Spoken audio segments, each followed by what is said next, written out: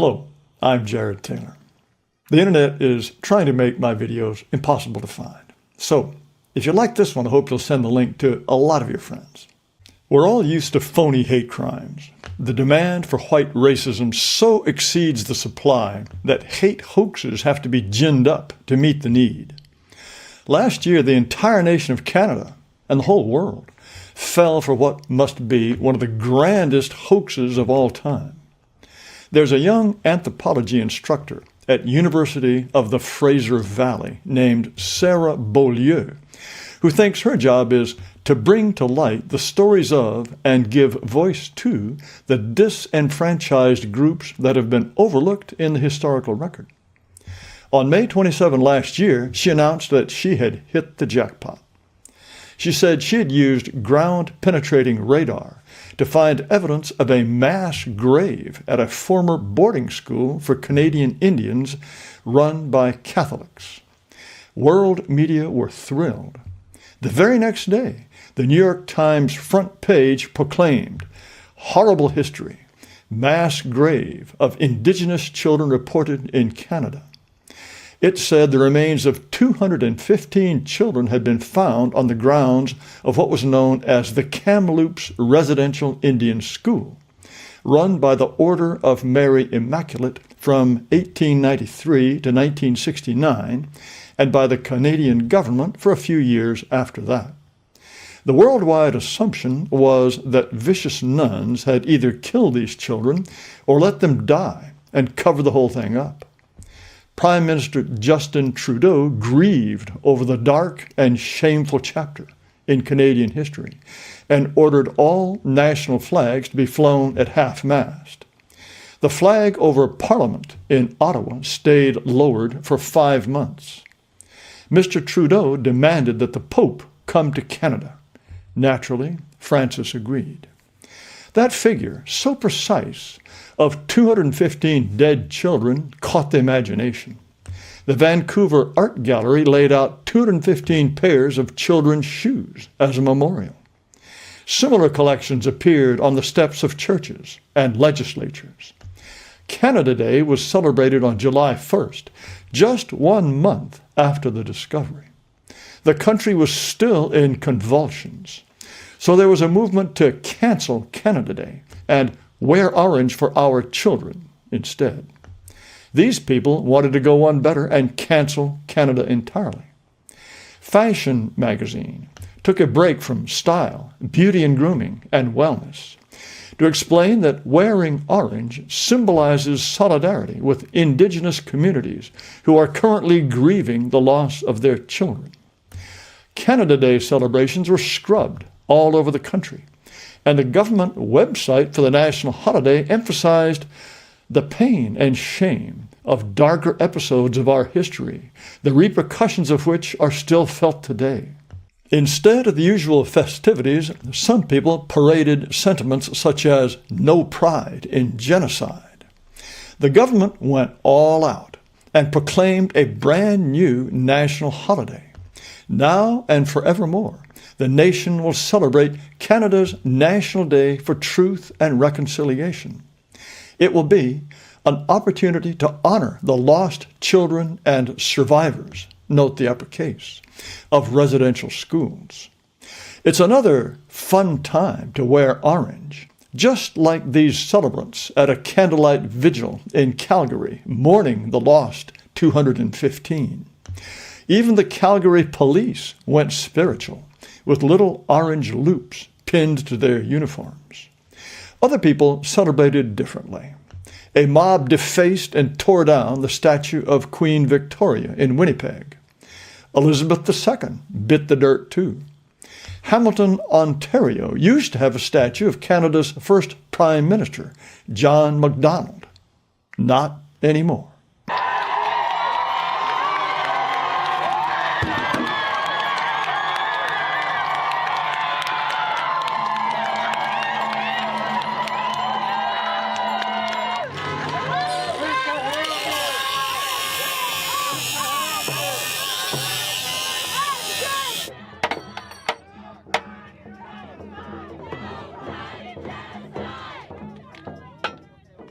Dozens of churches were burned and many more vandalized.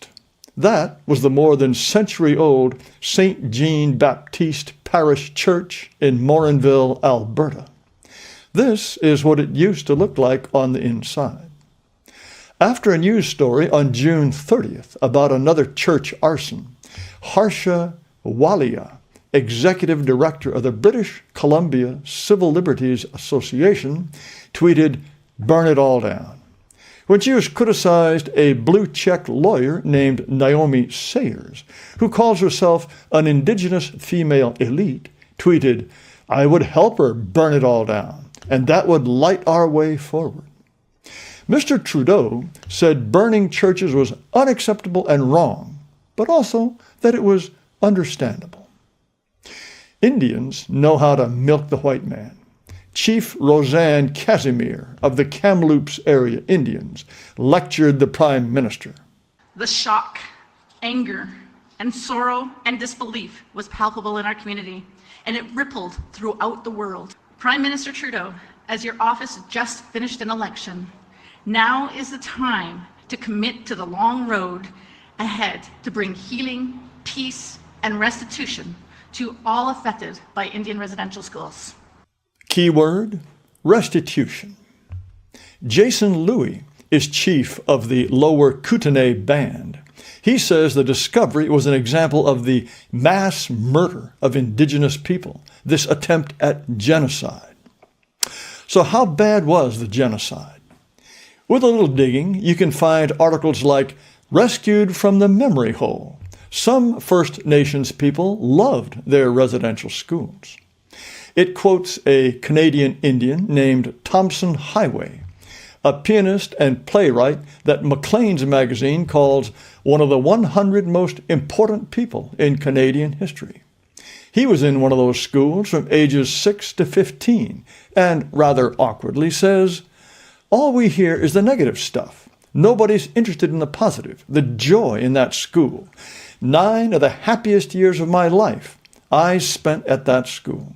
Cece Hodgson Macaulay was the first woman to become a chief among the 23 tribes in Canada's Northwest Territories.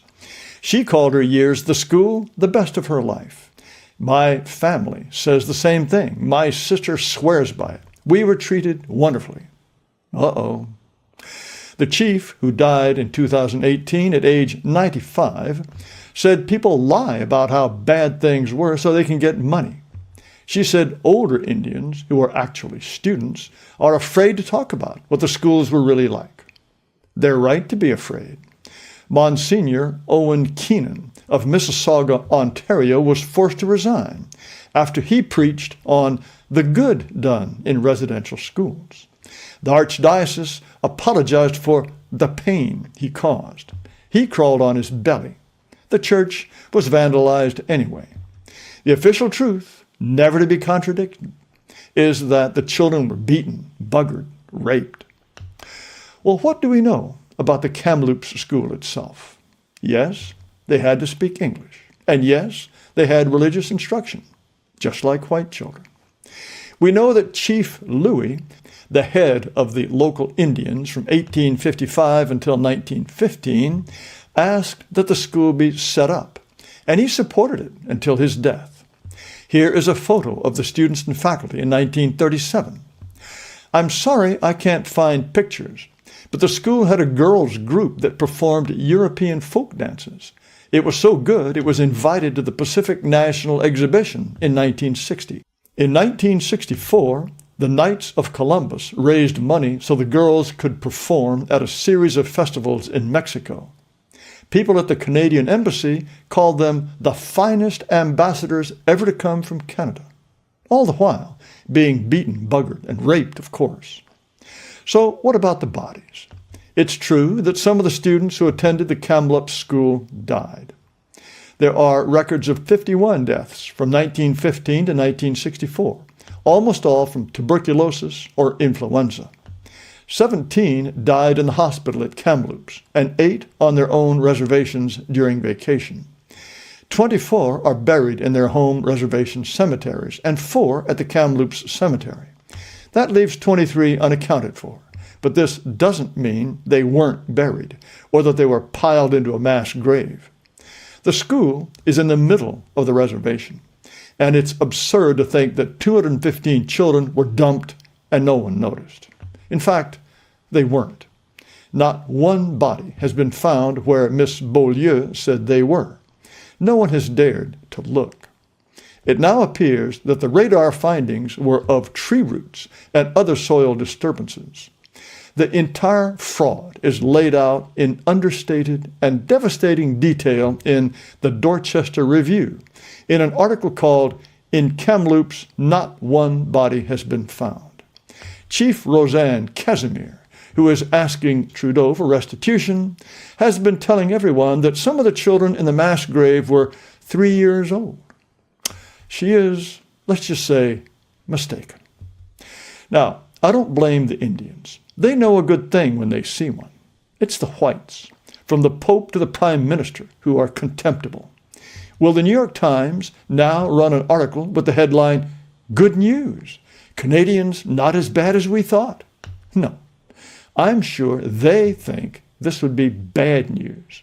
It makes them happy to think white people were horrible. They love to think they're immensely superior to every white person who ever lived. So the wickeder white people were, the better they can feel.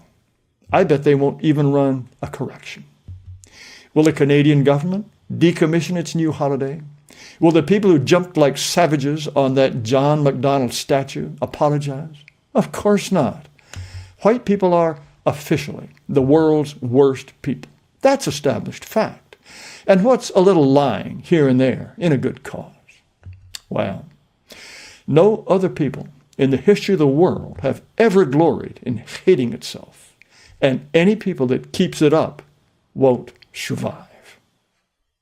Thanks for watching. I hope you'll subscribe to this video channel.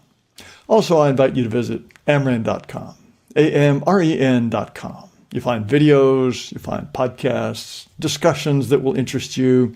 I think a lot of things that you won't find anywhere else. But again, thanks so much for watching.